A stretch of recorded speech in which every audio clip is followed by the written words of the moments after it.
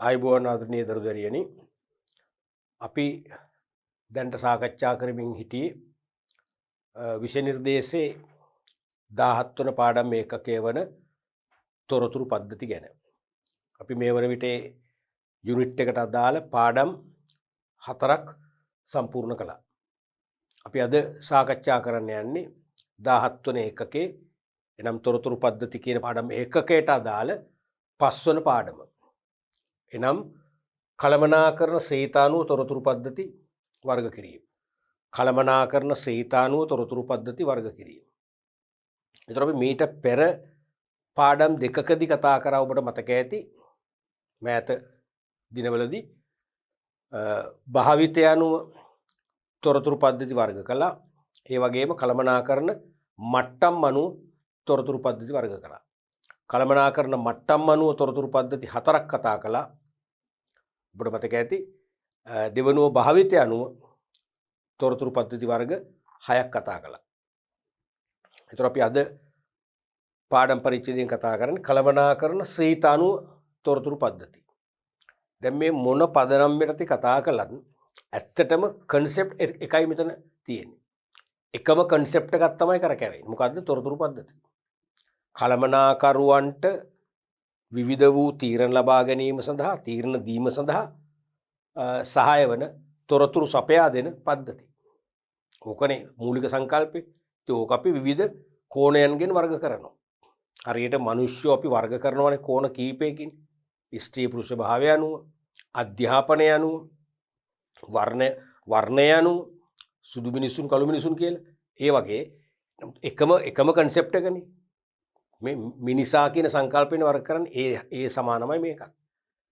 එතකොට කළමනාකරන ශ්‍රේතානුවකම එක එක කළමනාකරුවන්ට විශේෂයට අදාළ කාරණා තියෙනවා. නැත්නම් යම් විශේෂේෂ්ඨය සම්බන්ධ තීරණ ගනිමින් වගකීම් දරමින් වගවීමට පත්වන කළමනාකරුවෝ ඉන්නවා.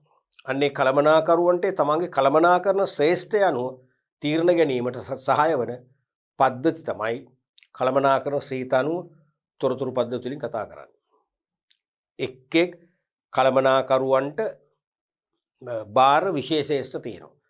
ඒ කළමනාකරුවන්ට බාර ඒගොල්ලෝ ක්‍රියාවට නංවන වගකීමට සහ වගවීමට පත්වන කළමනාකරන ශ්‍රේෂ්ඨ අනුව තමයි මේ තොරතුරු පද්ධති වර්ගීකරණය අපි කතා කරන්නේ. අපි මුලින්ම බලමු නිෂ්පාදන ආයතනයකට අදාළ කාර්යන් කීපයක් මේ පොඩි පෙරහුරුවක් මේ දෙන්නේ. නිෂ්පාදන ආයතනයකට අදාළ කාර්යන් කීපයක් දීලා තියෙනවා. 10ක් දීලා තියෙනවා.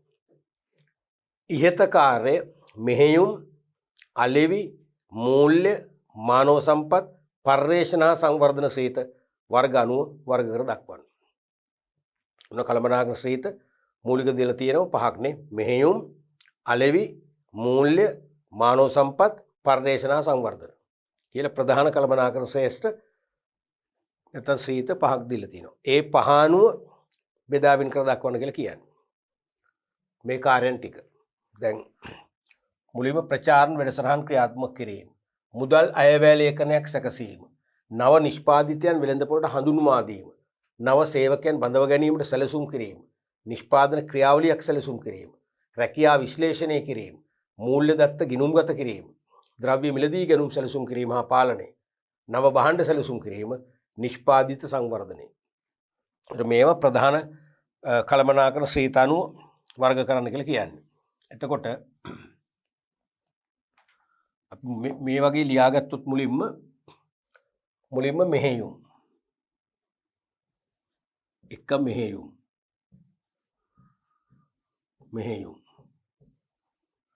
දෙක අලෙවි. අලෙවි ශ්‍රේතය. 3 මූල්‍ය. 4 මානව සම්පත්.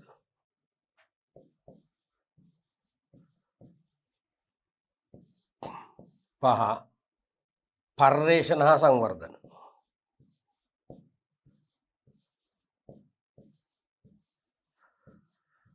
පර්යේෂණ හා සංවර්ධන. පර්යේෂණ හා සංවර්ධන.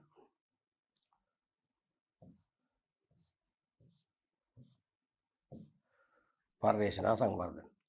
එතකොට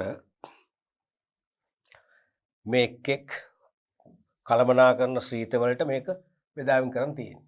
දැන් ප්‍රචාරණ වැඩසටහන් ක්‍රියාත්මක කිරීම.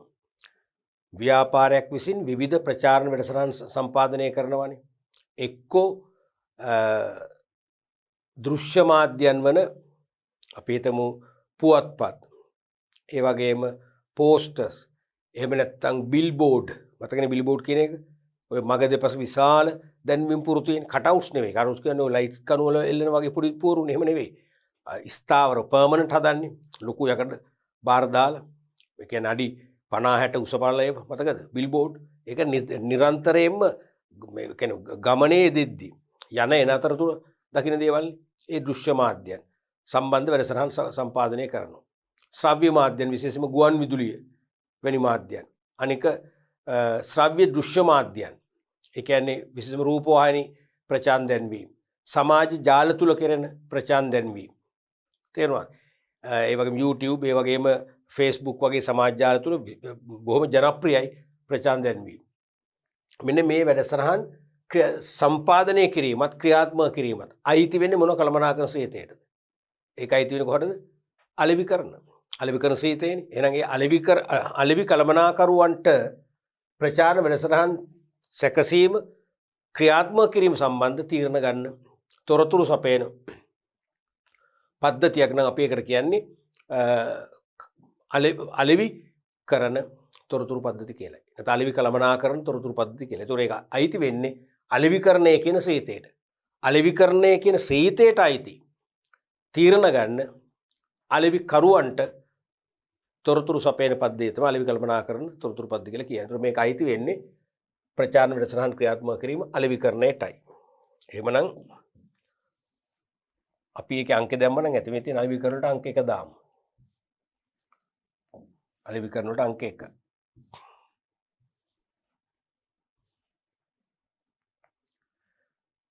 ඊට පස්සේ 2 මුදල් අයවැය ලේඛන සැකසීම. නිශ්චිත අනාගත කාල පරිච්ඡේදයක් තුලදී ව්‍යාපාරයට අපේක්ෂිත මුදල් ලැබීම් මාර්ග සහ ව්‍යාපාරයෙන් වැය කිරීමට අපේක්ෂිත මුදල් වියදම් මාර්ග දැක්වෙන පුරෝකථන ලේඛනයක්. කොහෙද තියෙන්නේ? අනිවාර්යයෙන්ම කොහෙද තියෙන්නේ? මූල්‍යනේ. මූල්‍ය හගිනුම් නැත්තම් මූල්‍ය කළමනාකරන සීතල තමයි කයිති වෙන්නේ. එහෙනම් අංක 2 ඉන්නේ මූල්‍ය වලට.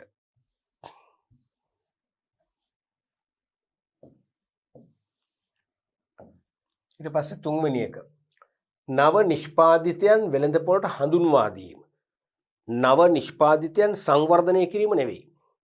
දැන් මෙතෙක් වෙළඳපොලේ නොතිබූ අලුත් මාදිලි නිෂ්පාදිතයක් ගැන අදහසක් ඇති කරගෙන ඒ නිෂ්පාදිතය අපි හිතමු සාම්පල් නියදි හදලා තෝරගත්ත පාරිභෝගික පිරිසකට දීලා ඒගොල්ලන්ගෙන් ප්‍රතිචාර අරගෙන ඒ ප්‍රතිචාර අනුව කළ යුතු වෙනස්කම් නැත්නම් ගැළපීම් සිදු කරලා නැවත ඒ නිෂ්පාදිතය පිළිබඳ අවසන් තීරණයක් අරගෙන නිෂ්පාදිත සැලසුමක් හදලා අවශ්‍ය සම්පත් ඒකරාශී කරලා කිසියම් නිෂ්පාදන ක්‍රියාවලියකට භාජනය කරලා නිපදවල වෙළඳපොළට හඳුන්වා දෙන්න කටයුතු කරනවා. ඒක නව නිෂ්පාදිතයක් සංවර්ධනය කිරීමේ. ඒ new product development කියන එකට අයිති වෙන්නේ. මේ කියන්නේ ඒක නෙවෙයි. එහෙම සංවර්ධනය කරපු නිෂ්පාදිතයක් වෙළඳපොළට හඳුන්වා දෙනවා. ඒ කියන්නේ විශේෂ අලෙවි ප්‍රවර්ධන උපක්‍රම, වීදි හඳුන්වා දී, ප්‍රචාරණ වැඩසටහන්, ඉහළ වට්ටම් ලබා දී, නුමිලේ සාම්පල් බෙදා හැරීම වැනි ප්‍රවර්ධන වැඩසටහන් ගණනාවක් ඔස්සේ වෙළඳපොළට හඳුන්වා දීම නම් ඒක කරන්නේ කවුද? අලෙවි කරන අංශය. එහෙනම් ඒකයි තිබෙන්නේ අලෙවි කරන ශ්‍රීතයටමයි. නව නිෂ්පාදිතයන් වෙළඳපොළට හඳුන්වා දීම. 3 වෙනි එක. අලෙවි කරන්නටම ඒකයි තිබෙන්නේ. ඒ කියන්නේ මෙන්න මෙතනට අංක 3 එන්නේ. අලෙවි කරන වලටමයි. ඊට පස්සේ 4 වෙනි එක. නව සේවකයන් බඳව ගැනීමට සැලසුම් කිරීම. දැන් කිසියම් ව්‍යාපාරයක ශ්‍රම ඌනතා තියෙනවා නම් විශේෂයෙන්ම මානව සම්පත් සැලසුම් කරන යටතේ බිහි කරන මානව සම්පත් සැලැස්මෙන් පෙන්눔 කරනවා එක් ඉදිරි කාල පරිච්ඡේද එක්කෝ මාසිකව නැත්නම් ත්‍රිමාසිකව නැත්නම් වාර්ෂිකව ආදී වශයෙන් කොච්චර සේවක අලුතෙන් බඳව ගන්න වෙනවද? එහෙනම් ඒ අලුතෙන් බඳවාගත යුතු සේවකයන් බඳව ගැනීමට සැලසුම් හදනවා. අභ්‍යන්තරින්ද බාහිරින්ද බාහිරින් නම් මොන මාර්ගයෙන්ද විශ්වවිද්‍යාල මගින්ද රැකියා නියෝජිත ආයතනයක් වෙතින්ද ආදි වශයෙන් සැලසුම් කළ බඳව ගන්න කටයුතු කරනවා. එහෙනම් ඒක පැහැදිලිවම මොකද්ද? මානව සම්පත් කළමනාකරණ ශ්‍රේණියට අයිති එකක් කියලා ඔබට තේරෙන්නට ඕනේ. මානව සම්පත් කළමනාකරණ ශ්‍රේණියට ඒක අයිති වෙන්නේ. ඒ කියන්නේ හතරවෙනි එකට. 4.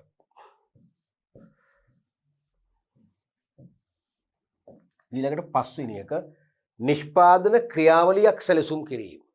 නිෂ්පාදන ක්‍රියාවලියක්. ඒ කියන්නේ කිසියම් යෙදවීමක් නිශ්චිත රටාවකට අනුව පරිවර්තනය කරලා වෙනස්කම් වලට භාජනය කරලා ඉලක්ක ගනුදෙනුකරුවන්ගේ වුමනාවන්ට අවශ්‍යතා සහ වුමනා තෘප්තිමත් කළ හැකි තේරෙනවද?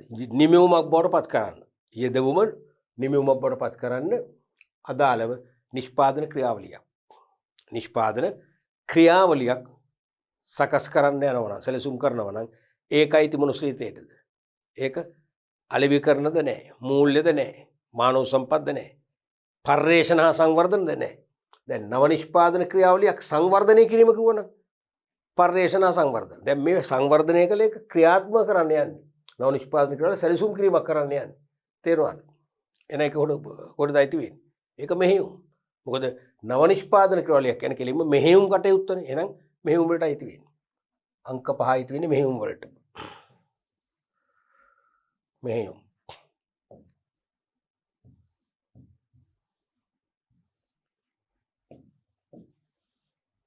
ඊළඟට 6 වෙනි එක රැකියා විශ්ලේෂණය කිරීම. ජොබ් ඇනලයිසිස්. මතකද? රැකියා විශ්ලේෂණය කියන්නේ කිසියම් තනතුරකට පත්වන සේවකයෙකුට නැත්නම් රැකියා අපේක්ෂකයෙකුට එම තනතුරට පත් වූාට පසු තනතුරට අදාළව ඉටු කිරීමට සිදුවන ප්‍රධාන කාර්යයන් සහ අතිරේක කාර්යභාරයන් විස්තර කිරීමත් නැත්නම් නිවැරදිව හඳුනා ගැනීමත්. එම තනතුරට පත්වීමට අපේක්ෂිත රැකියා අපේක්ෂකයාට එකී තනතුරට පත්වීම සඳහා තිබිය යුතු සුදුසුකම් මොනවාදයි විශ්ලේෂණය කිරීම තමයි රැකියා විශ්ලේෂණය කියන්නේ. පැහැදිලිවම කොහොමද අයිති වෙන්නේ? මූල්‍යද නැහැ. මොකද්ද? මෙහෙයුම්ද නැහැ. මොකද්ද? මානව සම්පත් කළමනාකරණ ශ්‍රේණියට ඒක අයිති වෙන්නේ. අංක 6 අයිති වෙන්නේ නම් මානව සම්පත් කළමනාකරණ ශ්‍රේණියට. මෙතනට. ඊළඟට 7 මූල්‍ය දත්ත ගිණුම්ගත කිරීම. කිසියම් ව්‍යාපාරයක මූල්‍යමය ස්වරූපයේ දත්ත ෆයිනෑන්ෂියල් ඩේටා අදාළ ලෙජරේ ගිණුම් වලට වාර්තා කර ගැනීම. ගිණුම්ගත කිරීම නම් මොකද්ද? මූල්‍ය හා ගිණුම් ශ්‍රේණිය නැත්නම් මූල්‍ය ශ්‍රේණිය නේ. එහෙනම් ඒකයි තියෙන්නේ මූල්‍ය ශ්‍රේණියට. අංක 7.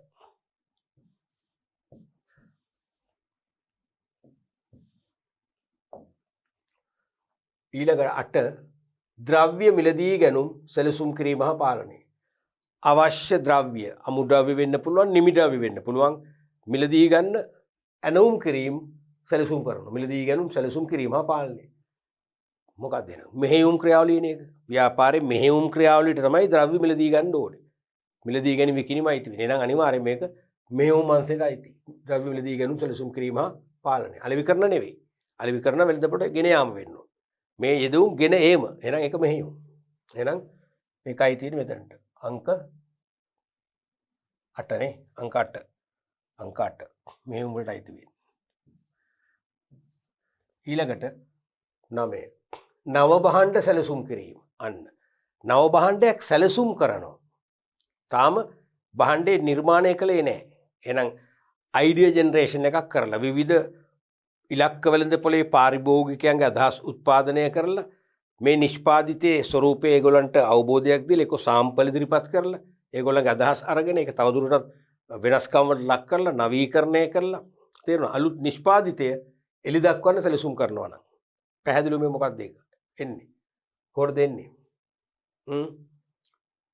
ඒකත් දැන් තාම නැහැ නව භාණ්ඩය සැලසුම් කිරීම ඒක අනිවාර්යෙන් මෙන්න මොනවද පර්යේෂණ හා සංවර්ධන රිසර්ච් ඇන්ඩ් ඩෙවලොප්මන්ට් මොකද පර්යේෂණ වලදී තමයි අදහස් උත්පාදනය කරලා ඒ අදහස් ඔක්කොම ඇගීමට ලක් කරලා වඩා හොඳම නිෂ්පාදිත සැලසුම සම්පාදනය කරන්න. එහෙනම් ඒක එන්නේ පර්යේෂණ සංවර්ධන වලට. අංක 9.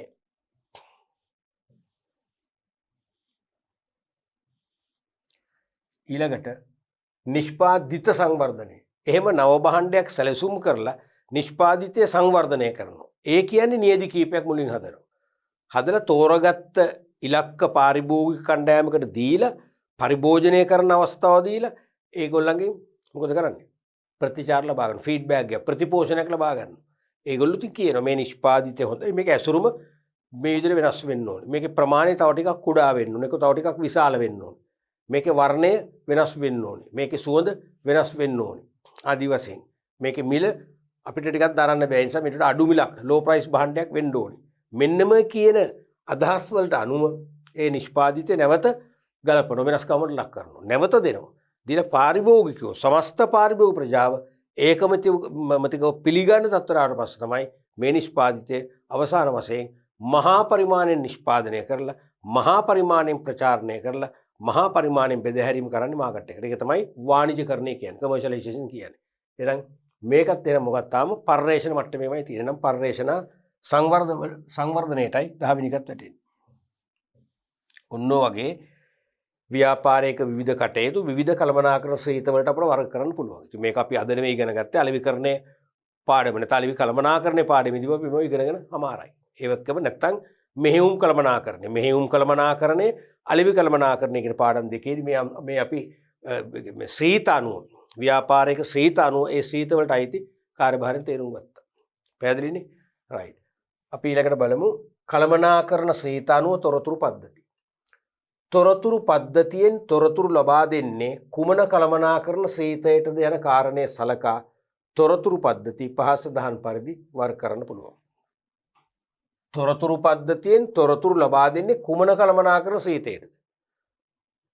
තේරෙනවද? යම් යම් තොරතුරු පද්ධති වලින් තොරතුරු සපයන එක එක කළමනාකරණ ශ්‍රීත වලට. අන්නේ කුමන කළමනාකරණ ශ්‍රීතයටද තොරතුරු ලබා දෙන්නේ කියන පදනම අනුව තමයි මේ කළමනාකරණ ශ්‍රීතානු තොරතුරු පද්ධති වර්ගීකරණය වෙන්නේ. ඒතකොට මේක වෙන්නේ මෙන්න මෙතනින්.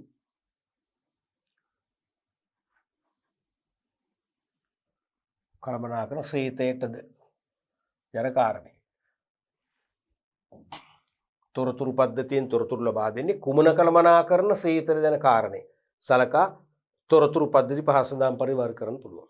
පළවෙනි එක තමයි මෙහෙයුම් තොරතුරු පද්ධති. Operational information system. මෙහෙයුම් කටයුතු. මෙහෙයුම් ක්‍රියාවලියට අදාළ තීරණ ගන්න. තොරතුරු ලබා දෙන. මෙහෙයුම් කටයුතු සඳහා අවශ්‍ය තොරතුරු සැකසීමට යොදා ගන්නා තොරතුරු පද්ධති වේ. එහෙනම් මෙහෙයුම් කටයුතු කියන්නේ මොකද්ද? එදිනෙදා ව්‍යාපාර විසින් සිදු කරන ප්‍රධාන ව්‍යාපාරික ක්‍රියාවලිය. නැත්නම් දෛනිකව සිදු කරන ප්‍රධාන ව්‍යාපාර කටයුත්ත. කර්මාන්ත ශාලාවක නම් යෙදවුම් නිමවුම් බවට පත් කරන නිෂ්පාදන කටයුතු නැත්නම් නිෂ්පාදන ක්‍රියාවලිය. වෙළඳ ආයතනයක නම් භාණ්ඩ මිලදී ගැනීම සහ විකිණීම කියන එක තමයි ප්‍රධාන ව්‍යාපාර කාර්යය. සේවා සපයන ආයතනයක ගත්තොත් අපි අධ්‍යාපන ආයතනයක නම් අධ්‍යාපන සේවා නැත්නම් දැනුම ලබා දීම තමයි මෙහෙයුම් කාර්ය වෙන්නේ. ආරෝග්‍ය ශාලාවක නම් රෝගීන්ට ප්‍රතිකාර කිරීම තමයි ප්‍රධාන මෙහෙයුම් ක්‍රියාවලිය වෙන්නේ. අන්න ඒ වගේ මෙහෙයුම් කටයුතු සඳහා අවශ්‍ය තොරතුරු මෙහෙයුම් කටයුතු තීරණය කරන්න ක්‍රියාත්මක කරන්න අවශ්‍ය තොරතුරු සැකසීමට නැත්නම් සැපයීමට කොට කමන්නේ ලබා දීමට යොදා ගන්නා පද්ධතිය තමයි මෙහෙයුම් තොරතුරු පද්ධතිය කියලා කියන්නේ. ඒව ගණනාවක් තියෙන එකක් නේ කීපයක්ම තියෙනවා. ඒක ව්‍යාපාරින් ව්‍යාපාරට වෙනස් වෙනවා. රටින් රටට වෙනස් වෙනවා. ප්‍රදේශයෙන් ප්‍රදේශයට වෙනස් වෙනවා. තේරෙනවද? උදාහරණයක් වශයෙන් ගැනුම් සැලසුම් කිරීම හා පාලනය. දැන් අමුද්‍රව්‍ය වේවා, නිමිද්‍රව්‍ය වේවා මිලදී ගන්න ඕනේ ඊටාම සැලසුම් සහගතව. අපි නිවසකට පවා අපි හිතමු කිසියම් එළවලු වර්ගයක් ලාභයි කියලා හිතන්නකෝ. දැන් අපි කාලයක් තිස්සේ අපි හිතමු නියඟය වෙන්න පුළුවන් ගම් වතුර වගේ දේවල් නිසා වගාව විනාශ වෙලා එළවලු කිලෝ එකක් සාමාන්‍ය අපි පාවිච්චි කර බොන්චි කැරට් ඒ වගේ කිලෝ එකක් රුපියල් 1500 වගේ ගියා. අපි ඒ නිසා කාලයක් තිස්සේ අපි එළවලු දිහා බැලුවත් නැහැ. දැන් නැවත දේශගුණික විපර්යාසය යහපත් වෙලා එළවලු වගාවට උචිත දේශගුණයක් තිබුණා. හොඳ මධ්‍යස්ථ වර්ෂාපතනයක් තිබුණා. ඒ නිසා වගා කටයුතු පහුගිය මාස කිහිපේ සාර්ථකව කියලා දැන් ලොකු එළවලු අස්සන්නක් ඇවිල්ලා තියෙනවා. දැන් 1500 ගිහපු එළවලු කිලෝ එකක් රුපියල් 200ට 250ට ගන්න පුළුවන්. එහෙම කියලා අපි ඒ අදාළ එළවලු වර්ගේ බෝංචි නම් බොංචි කිලෝ 5ක් විතර ගෙදර ගේනවද? නෑ.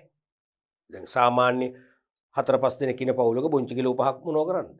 මාස ගානක් තියාගන්න ෆ්‍රිජ් එකේ දාගත්තත් මොකද වෙන්නේ? සතියක් දෙකක් යනකොට අර තැම්බෙනවනේ. එහෙම පාවිච්චි කරන්න බෑ. අපි එහෙම ගන්නෙ නෑ. එහෙනම් ඒක සැලසුම් ගතව ගන්න ඕනේ. තේරුණාද? ඒ වගේ ගැනුම් සැලසුම් කරනවා.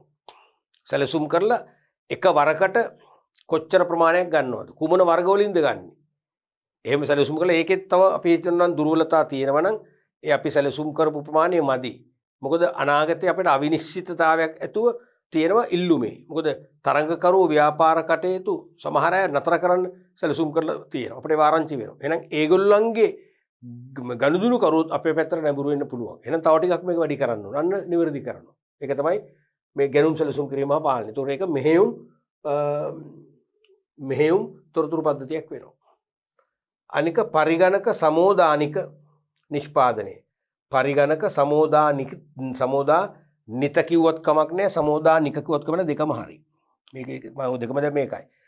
පරිගණක සමෝදානිත නැත්නම් සමෝදානික නැත්නම් පරිගණක ආධාරක නැත්නම් පරිගණක ආධාරිත දෙකම හරි. පරිගණක සමෝදානිත නිෂ්පාදනය මතකයිනේ, කම්පියුටර් ඉන්ටග්‍රේටඩ් මැනුෆැක්චරින් කියන එක. මතකද? අපි ඒක කතා කරේ කොයිද? මෙහෙයුම් කළමනාකරණයේ නව නිෂ්පාදන තාක්ෂණය යටතේ. Computer ඉන්ටග්‍රේටඩ් manufacturing. ඒ කියන්නේ පරිගණක ආධාරක යාන්ත්‍රික මෙවලම් මගින් නිෂ්පාදිත සැලසුම් සකස් කරනවා. ප්‍රොඩක්ට් ප්ලෑන් එක හදන්නේ පරිගණක ආධාරක නැත්නම් පරිගණක ආශ්‍රිත නවීන යන්ත්‍ර භාවිතා කරලා. එය යෙදවුම් පරිවර්තනය කළ නිමවුමක් බවට පත් කරන්න පාවිච්චි කරන්නේ පරිගණක තාක්ෂණයේ මුසු වූ යන්ත්‍ර. නැත්නම් පරිගණක වැඩසටහන් වලින් නිෂ්පාදන කටයුතු ඉටු කරන යන්ත්‍රෝපකරණ මගින්. ඒ තේරෙනවා. එහෙනම් නිෂ්පාදනයේ සැලසුම් කිරීමයි නිපදවීමයි දෙකම ඒකාබද්ධ වශයෙන් ක්‍රියාත්මක වෙනවා නම් පරිගණක මෙවලම් සහිත යන්ත්‍ර මගින් අපි ඒකට කියනවා පරිගණක සමෝදානික නිෂ්පාදනය. ඒතර මෙන්න මේ පරිගණක සමෝදානික නැත්නම් සමෝදානිත නිෂ්පාදනය හා සම්බන්ධ තොරතුරු ලබා දෙනවා නම් ඒකයි තියෙන්නේ මෙහෙයුම් තොරතුරු පද්ධති වලටයි. ඒකත් මෙහෙයුම් ක්‍රියාවලියනේ. භාණ්ඩ නිෂ්පාදනය කිරීමත් මෙහෙයුම් ක්‍රියාවලිය. ඒ වගේම පරිගණක ආධාරක නිෂ්පාදනය කම්පියුටර් ඒඩඩ් මැනුෆැක්චරින්. ඒ කියන්නේ සැලසුම නැතුව පරිගණක වැඩසටහන් වලින් ක්‍රියාත්මක වන යාන්ත්‍රික මෙවලම් මගින් අමුඩාවි නිමි භාණ්ඩ බවට පත් කරනවා. ඒතර ඒකත් අයිති වෙන්නේ මෙහෙයුම් තොරතුරු පද්ධති වලට. ඊළඟට යන්ත්‍රෝපකරණ පාලනය. machines control. දැන් යන්ත්‍රෝපකරණ වල නිසි පාලනයක් තියෙන්න ඕනේ. සමහර යන්ත්‍රෝපකරණ වාර්ෂිකව නැවත ගලවා සවි කරන්න ඕනේ. නැවත ගලවා සවි කරනවා කියන්නේ ගලවල නිකන් සවි කරන එක නෙවෙයි. ගලවලා අනිවාර්යයෙන්ම සර්විස් කිරීමක් කරන්නේ. තේරෙනවද? සමහරට ඔයිල් මගින් තෙල් උදාගෙන ඉන්ධන උදාගෙන වොෂ් කරනවා. සමහර පාර්ට්ස් රිප්ලේස් කරන්න වෙයි. ග්‍රීස් ගහන්න වෙයි. තේරෙනවද? ඒ වගේ අලුත් ඔයිල් දාන්න වෙයි. ඒක කරන්න ඕනේ. එහෙම නැත්නම් ඒ යන්ත්‍රේ පාවිච්චි කරන්න බෑ. ඉක්මනින් ඒ යන්ත්‍රය අක්‍රිය වෙනවා. එතකොට ඒක තමයි යාන්ත්‍රික පාලනය නැත්නම් යන්ත්‍රෝපකරණ පාලනය කියන්නේ. එහෙම නැත්නම් සමහරට දැන් පවතින යන්ත්‍රයකට වඩා වේගයෙන් නිෂ්පාදනය කරන, පහසුවෙන් නිෂ්පාදනය කරන, නිෂ්පාදන පිරිවෙ අඩු කරන නවීන යන්ත්‍රෝපකරණ වෙළඳපොළට ඇවිල්ලා තියෙනවා නම් පරණ යන්ත්‍රයේ වැඩගත හැකි වුණත් අපි ඒක අයින් කරන්න වෙනවා. අකමැත්තෙන් වුණත් අයින් කරලා අලුත් යන්ත්‍රයක් ඒ සඳහා මිලදී අරගෙන ආදේශ කරන්න වෙනවා. ඒකෙන් අපේ නිෂ්පාදන වේගය ගුණත්වය වැඩි කරලා තරඟකරුවන්ට සාපේක්ෂව හොඳ වෙළඳපොළ කොටසක්, ප්‍රමාණවත් වෙළඳපොළ කොටසක් අපිට දිනා ගන්න පුළුවන්කම ලැබෙන්න පුළුවන්. අනේ ඒ වගේ දේවලුත් අයි තියෙන කොහාටද කෙලින්ම මෙහෙයුම් තොරතුරු පද්ධති වලට. ඔන්න ප්‍රධාන පළවෙනි කළමනාකරණ ශ්‍රේතයේ තමයි මෙහෙයුම් තොරතුරු පද්ධති. අපි ඊළඟට බලමු අලෙවිකරණ තොරතුරු පද්ධති. Marketing information system. නැත්නම් අලෙවි කළමනාකරණ තොරතුරු පද්ධතිය කියලා කියන්නේ තෝකමයි. අලෙවි කරන තොරතුරු පද්ධතිය කිව්වත් හරි, අලෙවි කළමනාකරණ කිව්වත් හරි. අලෙවි කළමනාකරණ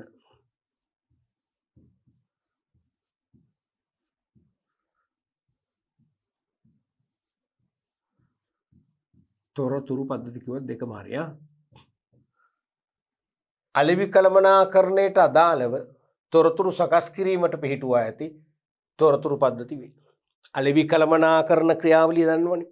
වෙළඳපොළ අවශ්‍යතා සහ වුවමනා හඳුනාගෙන ඊට ගැලපෙන නිෂ්පාදිතයක් සංවර්ධනය කර, නිෂ්පාදිතය බිහි කර, මිල කර, ප්‍රවර්ධනය කර, බෙදා හැරීමට ලක් කර, විකිණීම සහ විකිණීමෙන් පස්සේ පාරිභෝගික ප්‍රතිචාර අරගෙන අවශ්‍ය වෙනස්කම් කිරීම දක්වා සමස්ත ක්‍රියාදාමය තමයි අලෙවි කළමනාකරණයට අපි ඇතුළත් කරන්නේ. අපි ඒක සාකච්ඡා කරා දීර්ඝ වශයෙන් අලෙවි කළමනාකරණ පාඩමේදී. දැන් මේ අලෙවි කළමනාකරණට අදාළව යම් යම් තොරතුරු අපට ගන්න වෙනවා. තීරණ ගන්න. තොරතුරු රැස් කරගන්න වෙනවා. ඒ තොරතුරු සකස් කිරීමට පිහිටුවා ඇති ඕනෑම ක්‍රමවේදයක්, ඕනෑම මූලාශ්‍රයක් අපි නම් කරනවා මොනවද? අලෙවිකරණ තොරතුරු පද්ධතිය. නැත්නම් අලෙවි කළමනාකරණ තොරතුරු පද්ධති කියලා. උදාහරණයක් වශයෙන් අලෙවිකරණ පර්යේෂණ, වෙළඳපොළ පර්යේෂණ, රිසර්ච් දෙකක්. මේ රිසර්ච් දෙකම තොරතුරු මූලාශ්‍ර. ඒක තේරෙනවනේ. සෑම පර්යේෂණයක්ම අපි මෙහෙවන්නේ දියත් කරන්නේ තොරතුරු ගන්නනේ. තීරණ ගන්න අපට තොරතුරු අවශ්‍යනේ. එහෙනම් මේ පර්යේෂණ දෙකෙන්ම අපට තොරතුරු මාලාවක් දෙනවා. මේ තොරතුරු උල්පත් දෙකක්. තේරෙනවද? sources of information. තොරතුරු උල්පත් දෙකක් මේ. දැන් වෙළඳපොළ පර්යේෂණ කියන්නේ දැනටමත් වෙළඳපොළට හඳුන්වා දීපු අපේ භාණ්ඩයකට, නිෂ්පාදිතයකට අදාළව තරඟකරුවන්ගේ නිෂ්පාදිතවලට සාපේක්ෂව පවතින වෙළඳපොළ කොටස කොච්චරක්ද එය ප්‍රමාණවත්ද කියලා තීරණය කරන්න. දත්ත රැස් කරන්න දීර්ඝ පුළුල් පර්යේෂණයක් කරනවා. ඒක තමයි වෙළඳපොළ පර්යේෂණ. හැබැයි ඒක සමස්තය වෙළඳපොළ සමස්තයේ විග්‍රහ වෙන්නේ නැහැ. ඒකේ බලන්නේම අපි දැනටමත් වෙළඳපොළට හඳුන්වා දීපු අලෙවි කරපු භාණ්ඩයට තියෙන වෙළඳපොළ කොටස. මුළු ගනුදෙනු කරුවන්ගෙන් ලැබෙන ඉල්ලුම් ප්‍රමාණය සහ ඒ වෙළඳපොළ කොටස ප්‍රමාණවත්ද? අපේ ධාරිතාවන අපි අපේක්ෂා කළ වෙළඳපොළ කොටස අපිට ලැබිලා තියෙනවද? තරඟකරුවන්ට සාපේක්ෂව ඒගොල්ලන්ගේ වෙළඳපොළ කොටසත් එක්ක බලද්දී අපේ වෙළඳපොළ කොටස අපිට ප්‍රමාණවත්ද? සෑහීමකටපත් වෙන්න පුළුවන්ද? නැත්නම් තවදුරටත් මේ වෙළඳපොළ කොටස වැඩි කරගත යුතුද? ආදි වශයෙන් තීරණ ගන්න කරන ගැඹුරු අධ්‍යයනය තමයි වෙළඳපොළ පර්යේෂණ කියන්නේ. එහෙනම් ඒකෙන් ගොඩ අපිට මේ තොරතුරු ගන්න පුළුවන්. අලෙවිකරණ පර්යේෂණ ඊට වඩා පුළුල්නේ. මාකටිං රිසර්ච් එක. ඒ කියන්නේ සමස්ත වෙළඳපොළ පිළිබඳව විවිධ අංශ ඔස්සේ තොරතුරු රැස් කරගන්නවා යම් යම් තීරණ ගන්න. එතකොට ඒකෙදි වෙළඳපොළට හඳුන්වා දීපු නිෂ්පාදිත වලට අදාළ තොරතුරු, හඳුන්වා දෙන්න අපේක්ෂා කරන භාණ්ඩ වලට අදාළ තොරතුරු, තරඟකරුවන්ගේ ප්‍රවර්ධන කටයුතු වල සාර්ථක අසාර්ථක බව, අපේ ප්‍රවර්ධන කටයුතු වල සාර්ථක අසාර්ථක බව, තරඟකරුවන්ගේ මිල කිරීම, බෙදා හැරීම, ගබඩා කිරීම, තේරෙනවද? අලෙවි කිරීම. එහෙනම් ඊට සාපේක්ෂව අපේ බෙදා හැරීම, මිල කිරීම, ගබඩා කිරීම වගේ කටයුතු. මේ හැම අංශයක් පිළිබඳව සමස්තයක් වශයෙන් අපි තොරතුරු රැස් කරනවා නම් ඒ තොරතුරු රැස් කරන්න භාවිතා කරන ගැඹුරු අධ්‍යයනයක් නම් අපි ඒකට කියන්නේ අලෙවිකරණ පර්යේෂණ. අලෙවිකරණ පර්යේෂණය කරාම ඒක ඇතුළේ ඔටෝමැටිකලි වෙළඳපොළ පර්යේෂණයත් කෙරෙනවා. හැබැයි වෙළඳපොළ පර්යේෂණය ඇතුළේ අලෙවිකරණ පර්යේෂණය කොහෙත්ම නියෝජනය කරන්නේ නැහැ. පැහැදිලිනේ? මේ ඔක්කොම එතකොට අලෙවිකරණ තොරතුරු පද්ධතිය වලට අයිති වෙනවා. ඊළඟට විකුණුම් පුරෝගතන, sales forecasting. අනිවාර්යයෙන්ම කාලෙන් කාලට නැත්නම් ඊළඟ සතියේ, ඊළඟ සති දෙකේ, නැත්නම් ඊළඟ මාසේ, ඊළඟ කාර්තුවට ආදි වශයෙන් අපි විකුණුම් පුරෝගතනය කොච්චර විකුණුම් ප්‍රමාණයක් අපි කරන්න සූදානම්ද කියලා අපි පුරෝගතනයක් කරනවා. නැත්නම් සැලසුම් කිරීමක් කරනවා. කරාම ඒ පුරෝගතනෙන් පෙන්눔 කරනවා නම් ලබන පළවෙනි කාර්තු ඊළඟ කාර්තුවේදී අපට බිලියන මෙච්චරක විකුණුම් අපි කරනවා කියලා. එහෙනම් අනිවාර්යයෙන්ම ව්‍යාපාරයේ සියලුම අංශවල භෞතික මානව මූල්‍ය ආදී සම්පත් හොඳින් මිශ්‍ර කරලා, හොඳින් ගලපලා ඒ විකුණුම් අපේක්ෂිත විකුණුම් ඉලක්කයට යන්න පුළුවන් වන විදියට ව්‍යාපාරයේ සීළු වංශ සමෝදානය කරනවා. හැඩ ගැස්වීම කරන්න පුළුවන්කම ලැබෙනවා. ඒ නිසා විකුණුම් පුරෝගතනයෙන් නුත් අපිට තොරතුරු ලැබෙන්නේ. ලබන මාසෙ මෙච්චර විකුණන්න ඕන, ඊළඟ මාසෙ දෙගුණයක් කරන්න ඕන ආදී වශයෙන්. එහෙනම් ඒවත් අයිති වෙන්නේ අලෙවිකරණ තොරතුරු පද්ධති වලටමයි. පැහැදිලිද? ඊළඟට ප්‍රචාරණය හා විකුණුම් ප්‍රවර්ධනය. ප්‍රචාරණය හා විකුණුම් ප්‍රවර්ධනය පැහැදිලිවමයි තියෙන කොහටද? අලෙවිකරණ තොරතුරු පද්ධති වලටයි. ප්‍රචාරණ කටයුතු ඒ වගේම විකුණුම් ප්‍රවර්ධන කටයුතු. මේ දෙක ගත්තට මේ දෙක විතරනේ හරිනම් මේ කියන්නේ මොකද්ද? කෙලින්ම ප්‍රවර්ධන කටයුතු නේ. පොදුයි කියවනම් මේක ප්‍රවර්ධන කටයුතු. සියලු ප්‍රවර්ධන කටයුතු මෙතනට අයිති. ඒතර මේක ගොඩක් තියෙනවා. එකක් ප්‍රචාරණය, අනික විකුණුම් ප්‍රවර්ධනය,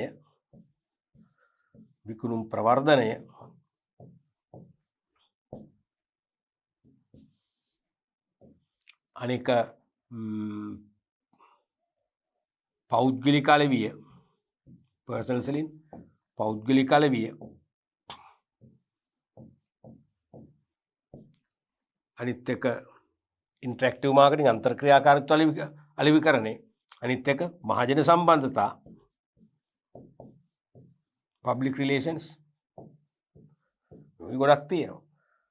මේ ප්‍රචාරණය විකුණුම් ප්‍රවර්ධනය කියලා අර ගුරුවත් පොතෙන් ලඝු කළාට මේක ඇත්තටම මේට වඩා මේක වපසරේ ලොකුයි.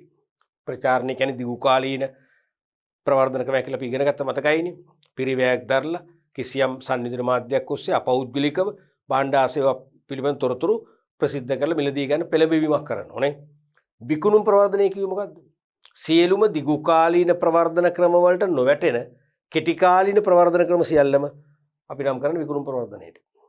ඔය නොමිලේ සාම්පල් බෙදා හැරීම, ඒ වගේම ත්‍යාග පිරිනැමීම, තේරුණාද? ඒ වගේම විකුණුම් සේවකයින්ට නිෂ්පාද්‍ය පංගු ලබා දීම, දින දර්ශන කැලෙන්ඩර් වගේ දේවල් ලබා දීම, ඒ ඔක්කොම කෙටි කාලීන. කෙටි කාලයේ ඒවා වෙනස් වෙනවා. පෞද්ගලික අලෙවි කියන එක දන්නවනේ. එක් අතකින් මේක ප්‍රවර්ධන ක්‍රමයක්. පළමුව ප්‍රවර්ධන ක්‍රමයක්. දෙවනුව විකුණුම් ක්‍රමයක්. පළමුව මේක මුල්ලදියේදී යන්නේ ප්‍රවර්ධන ක්‍රමයක් වශයෙන්. මිලදී ගන්න පාරිභෝගිකයා දැනුවත් කළ පෙළඹවීමේ ක්‍රමයක් ලෙස. දෙවනුව ඉල්ලුමක් આવොත් අලෙවි කිරීමක් කරනවා. මේක ඩබල් ඇක්ටින් කියලා අපි ඉගෙන ගත්තා අලෙවි කරන පාඩමේ. තේරුණාද? ඒ කියන්නේ ඉතා හොඳින් පුහුණු කළ විකුණුම් හමුදාවක්, විකුණුම් සේවක පිරිසක් පෞද්ගලිකව පාරිභෝගිකයන් වෙත පැමිණ සුපර් මාකට් එකකදී වෙන්න පුළුවන්, නැත්නම් අපි හිතමු කානිවල් එකක්, සැනකෙලියක් වගේ තැනකදී වෙන්න පුළුවන්, ගෙන්ගෙට ඇවිල්ලා වෙන්න පුළුවන්. පාරිභෝගිකයා වෙත පැමිණ නිෂ්පාදිත සාම්පල් පෙන්නලා ඉදිරිපත් කරලා කන දෙයක් නම් කන්න අවස්ථාව දීලා, ඒ කියන්නේ ඒගොල්ලෝ ಗುಣ දොස් වලදී දොස් කියන්නේ නැහැ, ಗುಣ පැත්ත හොඳ පැත්ත කියලා මිලදී ගන්න ආසාවක් ඇති කරලා ඉල්ලුමක් આવොත් අලෙවි කිරීමක් කරනවා. ඒකත් එක්තරා අන්දමක හොඳ ප්‍රවර්ධන ක්‍රමයක්. අනික මහජන සම්බන්ධතා. නිෂ්පාදිතයේ මෙන්ම ආයතනය පිළිබඳ මහජනතාව තුළ ධනාත්මක ආකල්ප වපුරාලන්නට ක්‍රියා කරන වැඩසටහන් සමූහයක් තමයි මහජන සම්බන්ධතා කියලා කියන්නේ. මේ වගේ සියලුම ප්‍රචාරණ හා විකුණුම් ප්‍රවර්ධන කටයුතු අයිතින කොහටද? අලෙවිකරණ තොරතුරු පද්ධති වලටයි. අලෙවිකරණය හා සබැඳිව තීරණ ගන්න. අලෙවි කළමනාකරුවන්ට තොරතුරු සපයන ඕනෑම මාර්ගයක් අපි නම් කරනවා අලෙවිකරණ තොරතුරු පද්ධති කියලා. පැහැදිලිනේ? ඊළඟට තුන්වෙනි එක මූල්‍ය කළමනාකරණය තොරතුරු පද්ධතිය. නැත්නම් මූල්‍ය කළමනාකරණ කිව්වත් කමක් නැහැ. මූල්‍ය කළමනාකරණය කිව්වත් කමක් නැහැ. මූල්‍ය කළමනාකරණ තොරතුරු පද්ධතිය. Financial information system. මූල්‍ය කළමනාකරණයේ කටයුතු සඳහා පිහිටුවා ඇති තොරතුරු පද්ධති වේ. දැන් මූල්‍ය කළමනාකරණයේදී විශේෂයෙන්ම අවශ්‍ය අරමුදල් අවශ්‍යතා තීරණය කරන්න වෙනවා. ඒ අරමුදල් අවශ්‍යතා සපයාගත හැකි විකල්ප මාර්ග රාශියක් තියෙනවනේ. ඒකෙන් වඩාත්ම වාසිදායක අපට අඩු පිරිවැයක් යටතේ පහසුවෙන් කෙටි කාලයක් තුළ නැත ඉක්මනින් අරමුදල් සපයාගත හැකි මූල්‍ය මාර්ග තීරණය කරන්න වෙනවා. ඒ මාර්ගවලින් මූල්‍ය රැස් කරගන්න පුළුවන්කම ලැබෙනවා. රැස් කරගත්ත මූල්‍ය ඵලදායී මාර්ගවල නිකම්ම තියාගෙන වැඩක් නැහැනේ. වැඩිපුරම ආදායම් උපැද්දවිය හැකි ආයෝජන මාර්ගවල යොදවන්න වෙනවා. මෙන්න මේ කාර්යයන්, මෙන්න මේ Q කාර්යයන් ටික අරමුදල් අවශ්‍යතාවයේ තීරණය කිරීම, සපයාගත හැකි වාසිදායක මාර්ග හඳුනා ගැනීම, ඒ වගේම ඒ මාර්ගවලින් මූල්‍ය සපයා ගැනීම සහ ඒවා ඵලදායී මාර්ගවල ආයෝජනය කිරීම කියන ක්‍රියාකාරකම් සියල්ල අයිති වෙන්නේ මූල්‍ය කළමනාකරණයේ තොරතුරු පද්ධති වලටයි. තේරුණාද? එහෙනම් මේ මූල්‍ය කළමනාකරණ කටයුතු සඳහා තොරතුරු ලබා ගන්න ස්ථාපිත කරපු, සකස් කරපු පිහිටුවා ඇති තොරතුරු පද්ධතිය තමයි මූල්‍ය කළමනාකරණ තොරතුරු පද්ධතිය කියන්නේ. අන්න කළමනාකරණ ශ්‍රේතානුව තොරතුරු පද්ධතිය දැන් තේරෙනවද? ගලාගෙන එන හැටි. උදාහරණයක් වශයෙන් මුදල් අයවැය කරන්නේ. කෑෂ් බජටින් එක මුදල් අයවැය කරන්නේ බොහෝ විට සෑම ව්‍යාපාරයකටම ප්‍රයෝජනවත්. අනාගත කාල පරිච්ඡේදයක් තුළ කිසිදු මුදල් ඌනතාවයක් හෝ අතිරික්තයක් ඇති කරගන්න නැතුව ප්‍රශස්ත මුදල් සැපයුමක් පවත්වාගෙන යාමට ක්‍රියා කිරීම. තේරුණාද? ඒ කියන්නේ මුදල් අයවැයකරණයෙන් මගින් මුදල් අතිරික්තතා ඇති වෙනවා නම් කල්ැතු අපට අනුමාන කරලා හඳුනා ගන්න පුළුවන්. ඒවා වඩා ඵලදායී මාර්ගවල යොදවලා ආදායම් වැඩි කරන්න ක්‍රියාමාර්ග ගන්න පුළුවන්. මුදල් ඌනතා ඇති වෙනවා නම් කල්ැතු අපට ඒවා හඳුනා ගන්න පුළුවන්. ඒ මුදල් ඌනතා බැහැර කරන්න පිළියම් නිර්දේශ කරන්න පුළුවන්කම ලැබෙනවා. තේරුණාද? ඒ නිසා මේ මුදල් අයවැයකරණය අනිවාර්යයෙන්ම මූල්‍ය කල්පනාකරණ තොරතුරු පද්ධතිය වල ප්‍රධානම අංගයක් වෙනවා. ඊළඟට ප්‍රාග්ධන අයවැයකරණය. ප්‍රාග්ධන අයවැයකරණය. ඒ කියන්නේ දීර්ඝකාලීන මාර්ගවලින් අරමුදල් රැස් කරලා. දීර්ඝකාලීන මාර්ගවලින් අරමුදල් රැස් කරලා ඒ අරමුදල් දීර්ඝකාලීනව ප්‍රතිඵල දෙන ස්ථාවරවත්කම් වල යොදවන්නේ කොහොමද? තේරෙනවද? අපි හිතමු කිසියම් යන්ත්‍රයක මුදල් යොදවනවා කියලා. ඒ යන්ත්‍රයට යොදවන මුදල් විශාල මුදලක්නේ. ඊටාම කෙටිම කාලයක් තුල ඒ යන්ත්‍රයෙන් භාණ්ඩ නිෂ්පාදනය කරලා ඒවා අලෙවි කරලා ලැබෙන ලාභයෙන් ආවරණය කරගන්න පුළුවන් වෙනවා. අපි ආවට ගියාට යන්ත්‍රයක් මුදල් යොදවන්නේ නැහැ. ඉඩමක් මිලදී ගන්න නැහැ. ගොඩනැගිලි ඉදි කරන්නේ නැහැ. අපි එහෙම කරාම ඒකට අපිට දැන් රුපියල් කෝටි ගණනක් අපි වැය කරලා ස්ථාවරවත්කමක් බිහි කරනවා කියලා. නමුත් ඒකෙන් ලබා දෙන ආදායම් අවස්ථා ඉතා සීමිත නම් මන්දගාමී නම් අවුරුදු 150ක් විතර යනවා ඒකට ආයෝජනය කළ මුදල හොයාගන්න තීරුමක් නැහැ. ඒ නිසා පුළුවන් තරම් කෙටිම කාලයක් තුල ඒ ආයෝජිත ධනය ප්‍රතිලාභ තුලින් ආවරණය කරගත හැකි ස්ථාවරවත්කම් වල යොදවන්න. අනේ යෙදවීම සම්බන්ධයෙන් තීරණ තමයි ප්‍රාග්ධන අයවැයකරණය තුලින් ගන්න. ඒතර ඒකයි අයිති වෙන්නේ මූල්‍ය කළමනාකරණයේ තොරතුරු පද්ධති වලටයි. ඊළඟට මූල්‍ය සැලසුම්කරණය. මූල්‍ය සැලසුම්කරණය. ඒ කියන්නේ අවශ්‍ය අරමුදල් කුමන මාර්ගවලින් සපය ගන්නවද කුමන මාර්ගවල යොදවනවද කියලා මොකද කරන්නේ? කල්ැතුම් සැලසුම් සම්පාදනය කරනවා. එහෙම සැලසුම් සම්පාදනය කරාම ලේසි. ඒතොර ඒක ඒ දේවල් ක්‍රියාත්මක කරන්න හොඳ ආධාරකයක් වෙනවා. ඒ කියන්නේ මූල්‍ය සැලැස්ම දිහා බලලා පුළුවන් අරමුදල් සපය ගන්න. මූල්‍ය සැලැස්ම දිහා බලලා පුළුවන් අරමුදල් යොදවන්න. හරි ලේසි. ඒතොර පාලනයත් ලේසි, නියාමනයත් ලේසි. ඒතොර ඒවත් අයිති වෙන්නේ මූල්‍ය කල්පනාකරන තොරතුරු පද්ධති වලටයි. ඊළඟට විගණනය ඔඩිටින්. විගණනය මේක විශේෂයෙන්ම මෙතන අදහස් කරන්නේ බාහිර විගණනය වගේම අභ්‍යන්තර දෙකම අයිති. අභ්‍යන්තර විගණනය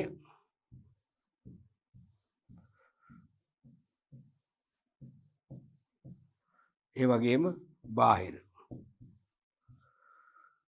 නැත්තම් ස්වාධීන.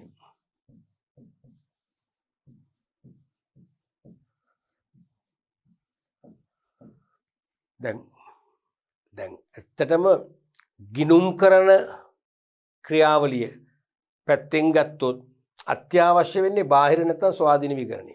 ඒ කියන්නේ ව්‍යාපාරයට කිසිම සම්බන්ධතාවයක් නොමැති සුදුසුකම් ඇති ස්වාධීන විගණකවරුන් ලවා වාර්ෂිකව අනිවාර්යයෙන්ම ගිණුම් වාර්තා විගණනය කරලා විගණන වාර්තාවක් ඉදිරිපත් කරන කළමනාකරණයට. එම විගණන වාර්තාවේ පිටපතක් කොෆීස් ගාල පිටපතක් ගිණුම් කරන වාර්තා කාට හරි යොමු කරනවා නම් අනිවාර්යයෙන්ම ගිණුම් කරන වාර්තා හැවත් මූල්‍ය වාර්තාවට ඇටච් වෙන්නම ඕනේ. විගණන වාර්තාවක් නොමැති මූල්‍ය වාර්තා පිළිගැනීමට ලක් වෙන්නේ නැහැ.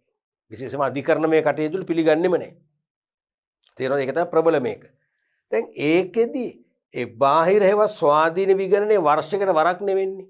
ඒතර මේ වර්ෂයකට වරක්ව මේ වර්ෂයේ තුල විවිධ දුර්වලතා, සොරකම්, සොරහානි වැනි දේවල් වෙන්න පුළුවන්. ඒතර ඒවා අවුරුද්ද අවසානයේ විගණනය තුලින් එළියට එනවා. එනකොට අපිට වෙන්න ඕන හරිය වෙලා ඉවරයි. පාඩුව වෙලා ඉවරයි. ඩැමේජ් එක වෙලා ඉවරයි. ඒ නිසා බොහෝ විධිමත් ව්‍යාපාර අභ්‍යන්තර විගණනයකුත් කරනවා.